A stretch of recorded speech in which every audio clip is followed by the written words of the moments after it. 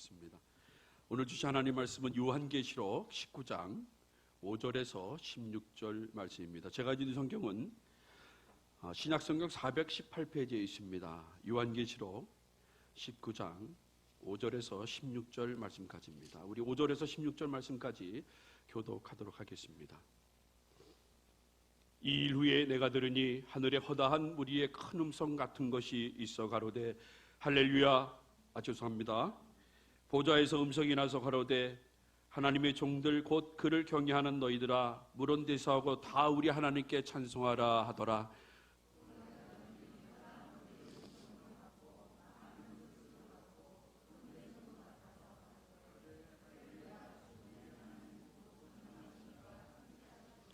우리가 즐거워하고 크게 기뻐하여 그에게 영광을 돌리세. 어린 양의 혼인 기약이 이르렀고 그 아내가 예비하였으니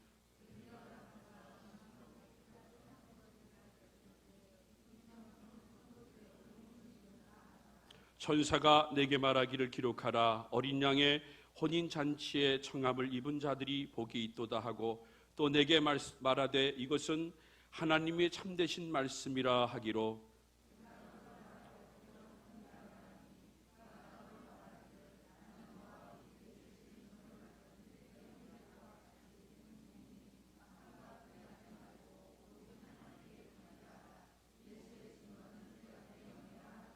또 내가 하늘에 열린 것을 보니 보라 백마와 탄자가 있으니 곧 이름은 충신과 진실이라. 그가 공의로 심판하며 싸우더라.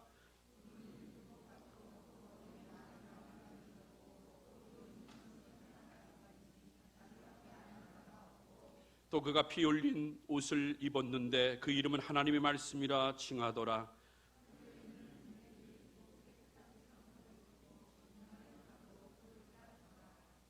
그 입에서 yan감이 나오니 그 짓으로 만국을 찌겠고 신이 저희를 7장으로 다스리며 또 저희 하나님을 곧 우리 전능하신 이의 맹렬한 진노의 포도주를 발겠고 그 옷과 그 다리에 이름 쓴 것이 있으니 만왕의 왕이요 만주의 주라 하였더라. 아멘. 지금 이 시간에는 어린 양의 결혼식이라는 제목으로 우리 안지리 목사님께서 말씀 전하십니다. 큰 은혜 받으시기를 바랍니다.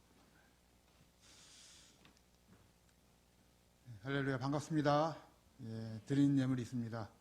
하나님의 은혜 하나님의 은혜 가운데 장례 절차를 잘 마치게 하심을 감사드립니다. 양효경 권사님 감사원 드리셨습니다. 우리 함께 오늘 말씀과 드려진 예물을 위해서 함께 기도하겠습니다. 하나님 아버지 감사합니다. 오늘도 귀한 시간 허락하여 주셔서 하나님을 예배하게 해주시고 하나님의 말씀을 함께 나눌 수 있도록 인도하여 주시니 감사를 드립니다. 귀한 이 시간 우리의 심령을 깨워주셔서 하나님의 말씀을 받게 하여 주시고 우리의 삶 가운데 이 말씀이 우리의 소망이 되며 우리의 기쁨이 되며 우리의 영광이 되어서 하나님을 찬양하는 귀한 삶을 살아갈 수 있도록 인도하여 주시옵소서. 감사로 드린 예물이 있습니다. 주님께서 기쁘게 받아 주시옵시고 이 예물이 사용될 때에 하나님의 크신 사랑과 영광이 나타나게 하여 주시며 드린 손길을 축복하여 주사 날마다 주 안에서 형통하는 귀한 삶을 살아갈 수 있도록 주님께서 인도하여 주시옵소서. 감사를 드리며 우리 구원자가 되시는 예수님의 이름으로 기도드립니다. 아멘.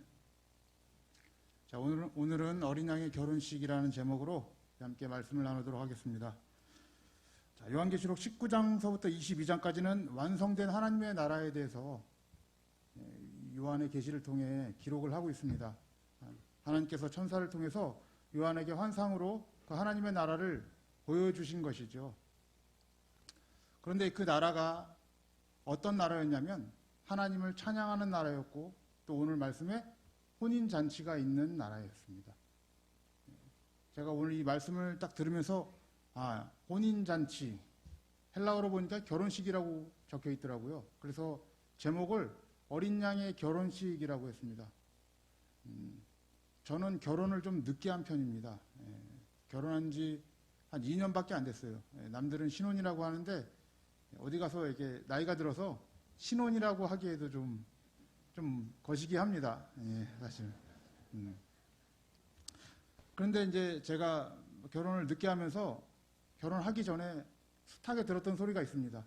30대에서부터 40대 초반에 결혼을 했으니까 뭐 항상 어떤 얘기를 했겠어요. 저 볼 때마다. 예, 결혼 언제 하냐 이런 얘기죠. 30대 초반에는 명절 때만 그런 얘기를 들었어요. 초반에는 명절 때 그냥 뭐 결혼해야지 이런데 30대 중반 넘어가니까 명절 때만 하는 게 아니더라고요. 명절 때만 하는 게 아니라 눈 마주칠 때마다 결혼 언제 하냐. 교회 가면 우리 목사님 결혼 언제 합니까? 예, 누구라도 소개를 시켜줘야 예, 결혼을 하는 것인데 그런 거 한 명도 소개 안 시켜주고 자꾸 결혼 언제 하는가 이런 것만 물어보시더라고요. 그때마다 제가 항상 대답했던 것이 이런 거였습니다. 결혼은 혼자 합니까? 예. 항상 그런 식으로 대답을 많이 했던 것 같아요. 근데 이제 그것은 전에 이제 제가 그런 순간들을 모면하기 위해서 그냥 습관적으로 나왔던 말인데 성경을 읽으면서 이 혼인잔치란 말, 또 결혼식이라는 말을 이렇게 딱 새겨 들으니까 이게 어마어마하더라고요. 저에게 다가오는 느낌이 그랬습니다. 결혼식은 혼자 하는 것이 아니다라는 거예요. 그러니까 하나님의 작정 속에 결혼식이 있다는 거죠. 근데 그 결혼식이 신랑과 하나님이신 신랑과 교회인 신부의 결혼식이라는 거예요. 그러니까 하나님의 나라는 반드시 혼인 관계 속에 있는데 하나님 혼자 독초하시겠다는 것이 아니라 반드시 신부인 교회를 하나님의 신부로 맞아들이겠다라는 그런 하나님의 작정과 계획이 있으셨다는 것을 우리가 생각하게 될 때 참 감격스러운 것 같아요. 왜냐하면 여러분 하나님과 피조물이 결혼을 한다는 것 자체가 굉장히 언밸런스하지 않습니까? 말 자체가 안 되지 않아요. 예. 그런데 이 피조물을 하나님께서 우리의 부활의 몸으로 만들어주시고 또 하나님과 영원한 나라로 함께 살게 하신다니까 이 말씀 자체가 참 새롭게 또 놀랍게 다가오더라고요. 예. 그래서 하나님께서는 반드시 이 우리 신부를 구원해서 함께 사시기로 작정하신 것이죠. 그 나라를 보여주신 것이 요한계시록 19장입니다. 알다시피 요한계시록은 많은 오해들이 있어요.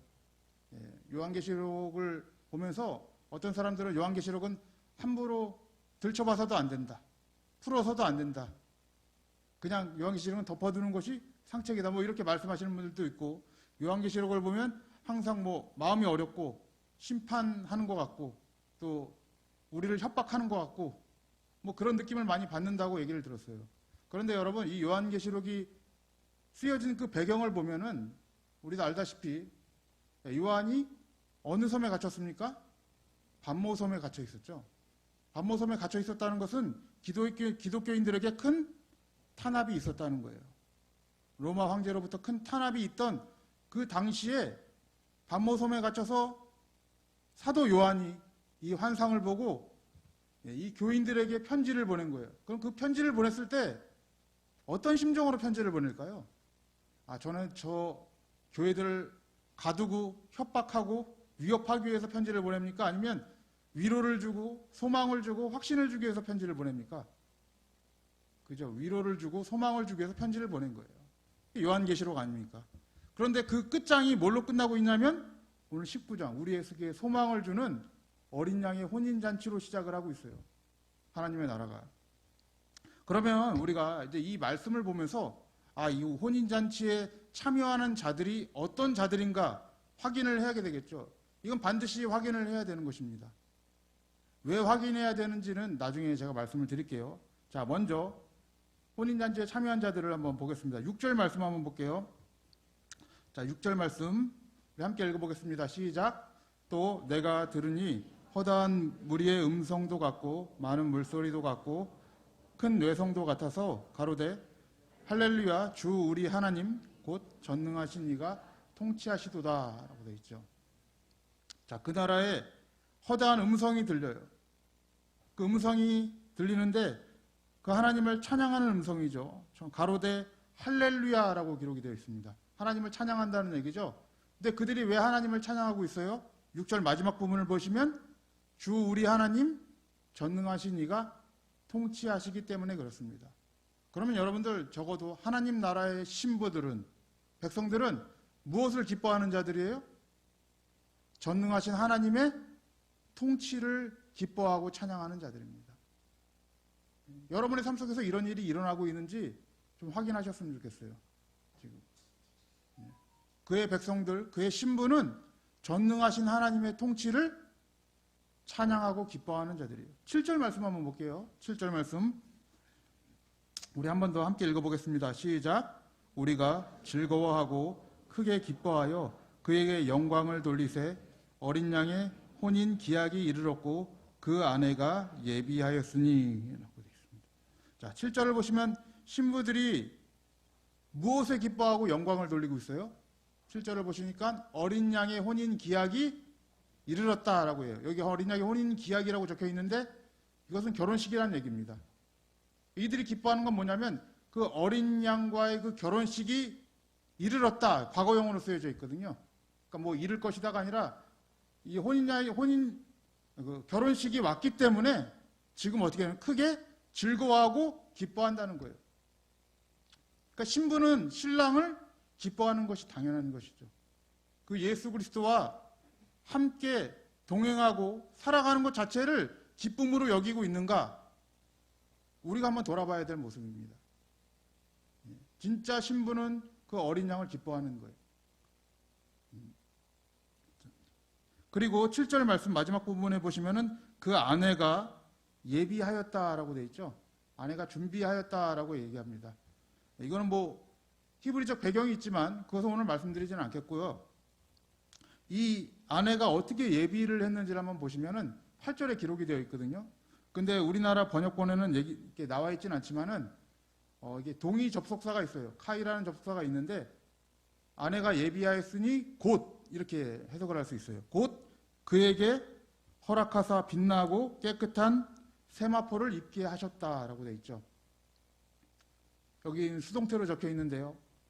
누가 입게 하신 거예요? 하나님이 빛나고 깨끗한 세마포를 그의 신부에게 입혀주셨다라고 기록이 되어 있는 거예요. 그러니까 아내가 어떻게 준비를 하는 거예요?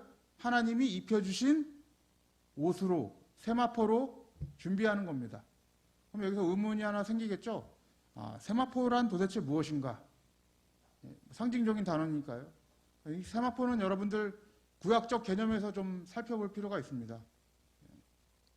자, 이 세마포에 대해서 우리가 좀 알려면은 먼저 출애굽기를 좀 가봐야 되겠는데요.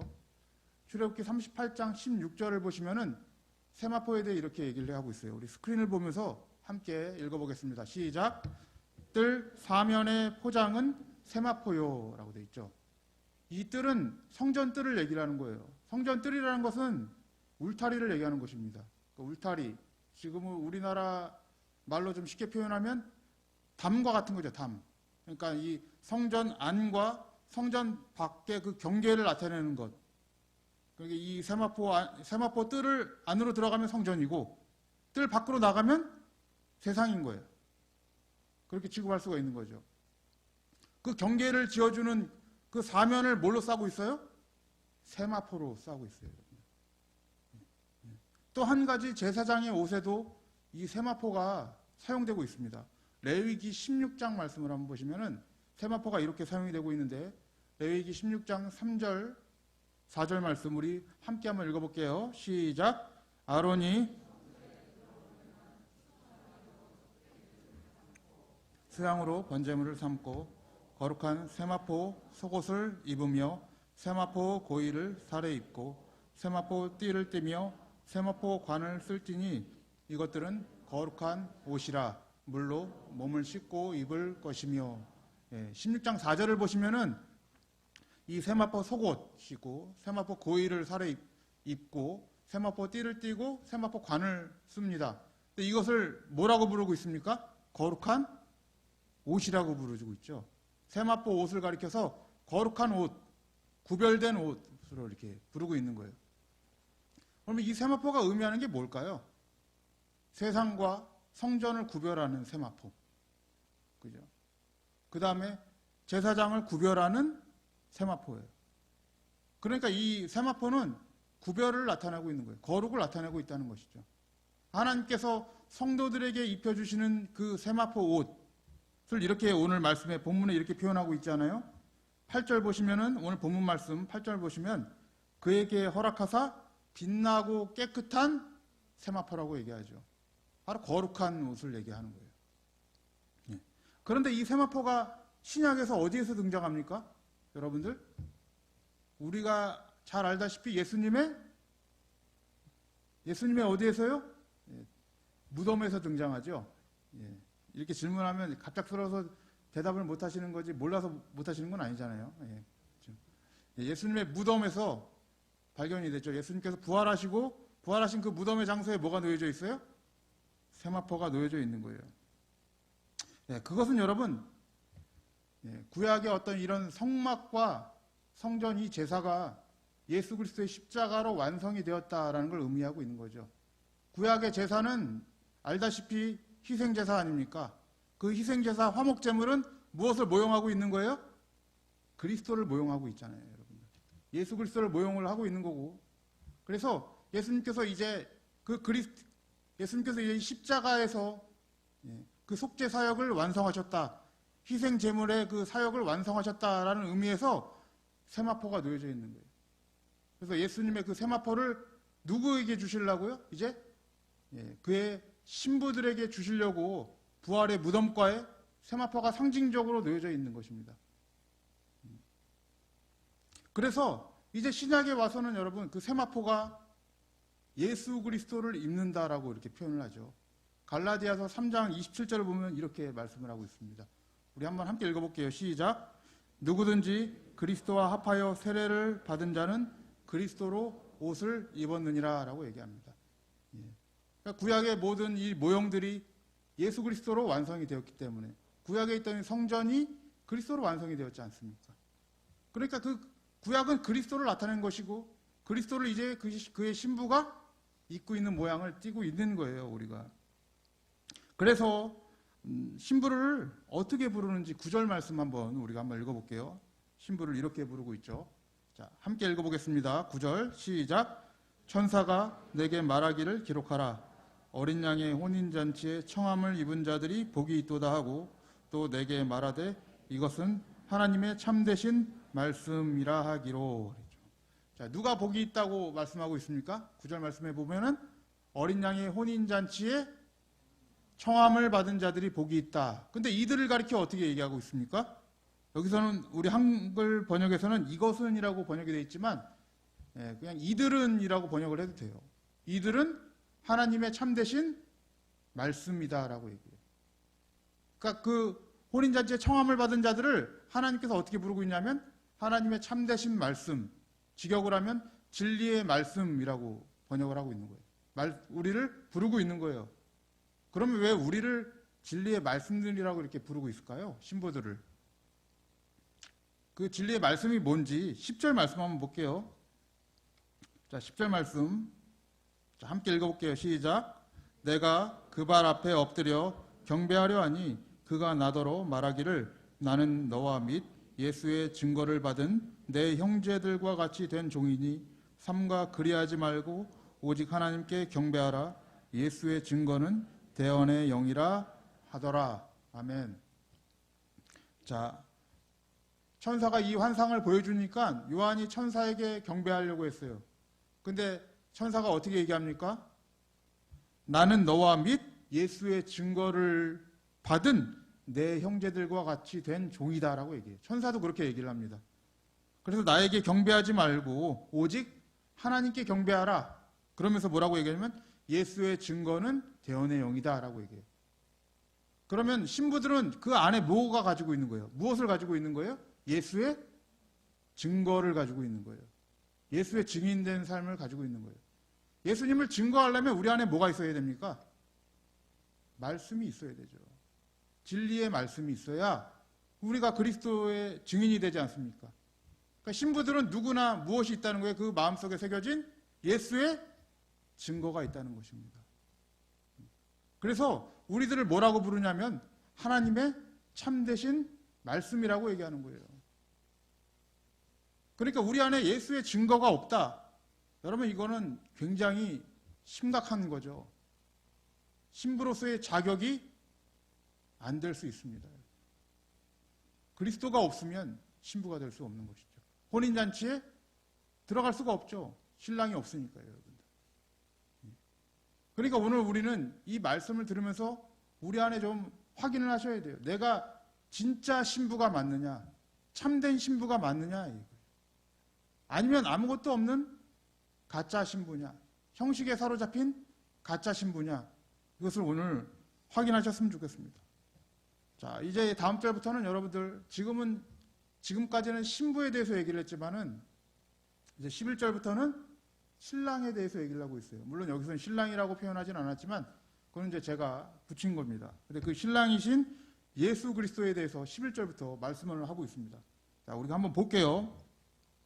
자, 11절부터 보시면은 11절 말씀 한번 보겠습니다. 함께 읽어볼게요. 시작. 또 내가 하늘이 열린 것을 보니 보라 백마와 탄자가 있으니 그 이름은 충신과 진실이라. 그가 공의로 심판하며 싸우더라. 자, 11절에서부터 16절까지 특징이 뭐냐면 그 예수 그리스도, 신랑 대신 예수 그리스도의 이름을 기록하고 있다는 거예요. 근데 이름을 한 번 기록한 것이 아니라 4번이나 기록하고 있어요. 근데 그 첫 번째 이름이 이 11절에 기록되어 있는 이름입니다. 11절에 있는 그 이름을 뭐라고 얘기하냐면 충신과 진실이라라고 얘기합니다. 이거를 직역을 하면 믿음과 진리다라고 번역을 할 수 있습니다. 그래서 그 예수님이 믿음이시고 진리라는 얘기입니다. 그분만이 우리의 진리가 되시고 그분만이 우리의 믿음의 대상이 되신다는 거예요.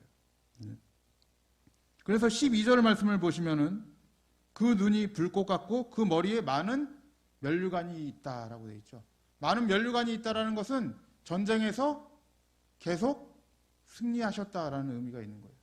그리고 11절에 백마탄자라는 것은 이 로마 시대의 그런 배경이 있는데요. 로마 시대의 그 전쟁에서 승리를 하면 백마를 타고 이렇게 들어오는 그런 전통이 있습니다. 그러니까 승리자로서의 그 신랑 대신 예수님을 그리고 있고, 많은 면류관이 있다는 것은 많은 전쟁에서 승리하신 예수님을 나타내고 있는 거예요. 그런데 12절에 또 이름이 하나 있죠. 근데 이 이름이 참 독특해요. 또 이름 쓴 것이 하나가 있으니 자기밖에 아는 자가 없다라고 얘기해요. 근데 왜 자기밖에 아는 자가 없다고 얘기할까요? 이 말씀이 참 논란이 많지만은 대체적으로 이렇게 얘기를 하시는데, 자기밖에 아는 자가 없다는 말은 우리가 하나님을 아는데, 예수님을 아는데 어떤 한계가 있다는 거예요. 우리는 그 예수님에 대해서 성경이 가르쳐 준 것으로밖에 알 수가 없고, 전체 부분적으로는 알 수 있지만 전체적인 것을 알 수는 없다는 것입니다. 그래서 자기밖에 아는 자가 없다라고 이렇게 표현을 하고 있고요. 또 세 번째 예수님의 이름이 나와요. 13절 말씀 한번 보세요. 우리 함께 읽어보겠습니다. 시작. 또 그가 피 뿌린 옷을 입었는데 그 이름은 하나님의 말씀이라 칭하더라 라고 해요. 그가 피 뿌린 옷을 입었대요. 신랑은 전쟁하시는 분이에요. 근데 그 신랑을 어떻게 부르고 있어요? 하나님의 말씀이라고 해요. 여러분, 하나님의 말씀 어서 많이 들어봤지 않아요? 아까 신부에게 주어진 호칭이었어요. 아까 말씀 보시면은 9절이었죠? 9절 말씀에 어린 양의 혼인잔치에 청함을 받은 자들을 하나님의 말씀이라고 얘기하고, 여기서는 예수 그리스도를, 그 신랑을 말씀이라고 얘기해요. 왜 이렇게 표현을 하고 있을까요? 똑같습니다. 이것은 예수님은 하나님의 놀라우신 계획과 증거를 완성하시기 위해 이 땅에 오셨죠. 그리고 완성하시고 승천하셨습니다. 그 완성의 증거를 우리가 가지고 있어요. 그 예수님과 우리는 동일한 말씀, 연합된 말씀으로 살아가는 거예요. 이 땅 가운데서. 그래서 신부는 예수 그리스도의 이 말씀을 새기고 증인으로 살아가는 것이죠. 이 말씀 안에서 그 그리스도와 우리는 하나입니다. 연합이에요. 떨어질 수가 없는 거예요. 그래서 14절 말씀 한번 보세요. 14절 말씀 함께 읽겠습니다. 시작. 하늘에 있는 군대들이 희고 깨끗한 세마포를 입고 백마를 타고 그를 따르더라. 하늘에 있는 군대는 누굴까요, 여러분? 신부를 의미하는 거예요. 지금 그의 백성들이죠. 그의 백성들이 깨끗한 세마포를 입었대요. 아까 세마포 입었죠. 하나님이 입혀주신 것.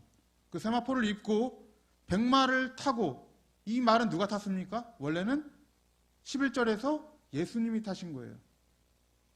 승리의 말이죠. 그 승리의 말을 누구도 같이 타고 있는 거예요? 신부도 같이 타고 있는 거예요. 그리고선 예수님을 따르는 자들이는 명확하게 하나님의 나라가 무엇인지를 정확하게 그려주고 있는 거예요. 지금 그 하나님의 나라는 이런 자들의 것이라는 거예요. 15절 말씀 보세요. 예수님이 어떻게 이 땅을 심판하는지 보십시오. 그의 입에서 이한 검이 나왔다. 날카로운 검이 나왔다는 것이죠. 그것으로 만국을 치겠고 친히 저희를 철장으로 다스리며 또 친히 하나님 곧 전능하신 이의 맹렬한 진노의 포도주 틀을 밟겠고, 자 16절의 마지막 이름 함께 읽어보겠습니다. 시작. 그 옷과 그 다리에 쓴 것이 있으니 만왕의 왕이요 만주의 주라 하였더라 라고. 신랑이 무엇입니까? 만왕의 왕이고 만주의 주라는 거예요. 여러분의 삶에 있어서 그 예수 그리스도가 여러분의 만왕의 왕이시고 만주의 주이십니까? 아멘 소리가 좀 작은 것 같아요.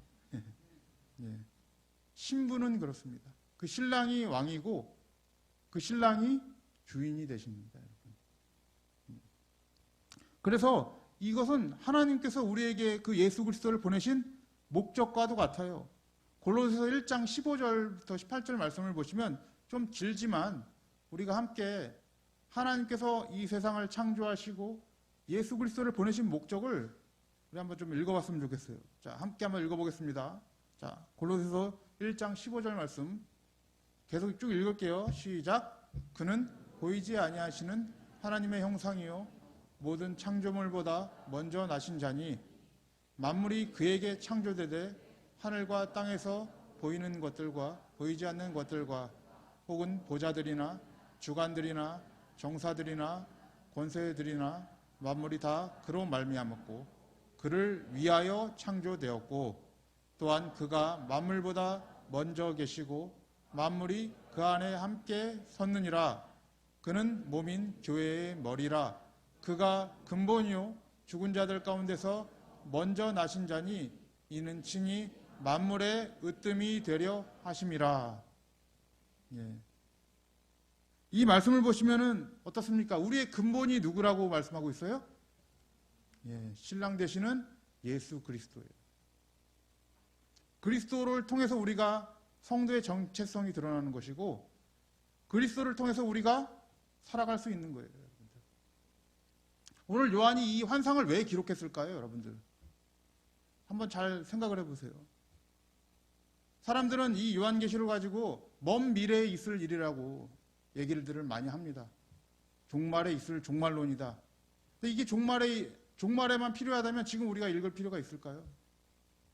그런 건 아니겠죠, 여러분들. 우리에게 믿음이라는 것이 있어요. 믿음이 무엇입니까? 믿음은 바라는 것들의 실상이고 보이지 않는 것들을 실제로 받는 거예요. 하나님께서 이 환상을 왜 보여주신 겁니까? 그렇죠. 우리는 지금 이 땅에선 보지 못하지만 이제 이 말씀을 통해서 그 환상을 통해서 보여준 이 계시를 믿음으로 받고 그 안에서 실체로 살아가는 자들이에요. 실체로 사는 것입니다. 이것을 먼 미래의 말씀으로 받고 사는 게 아니라 이 땅에서 하나님의 나라를 사는 거예요.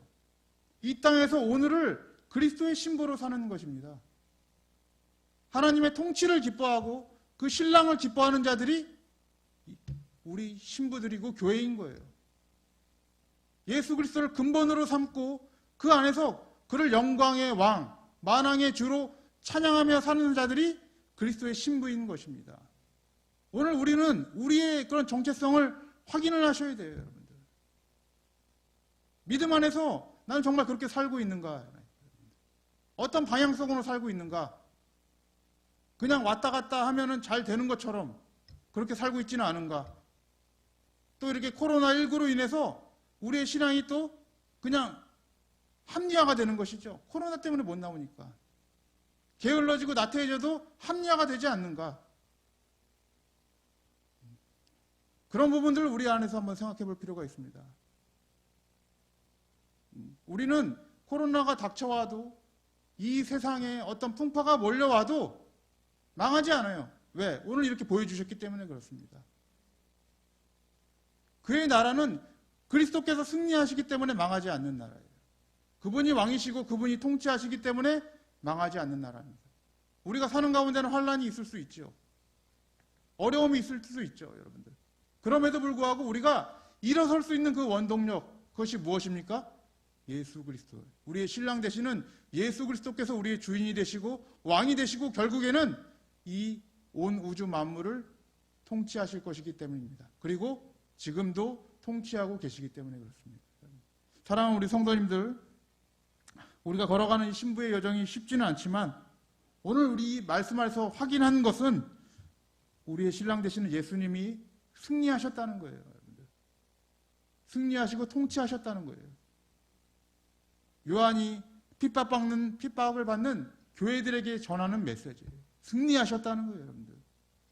우리는 승리자입니다. 패배자가 아닙니다. 날마다 이 그리스도 안에서 우리의 소망을 얻으시고 또 이 그리스도 안에서 위로를 얻으시고 그리스도 안에서 참된 평안을 얻으셔서 참된 신부로서의 삶을 살아가시는 우리 모든 성도님들 되시기를 주님의 이름으로 축복합니다. 우리 함께 기도하겠습니다.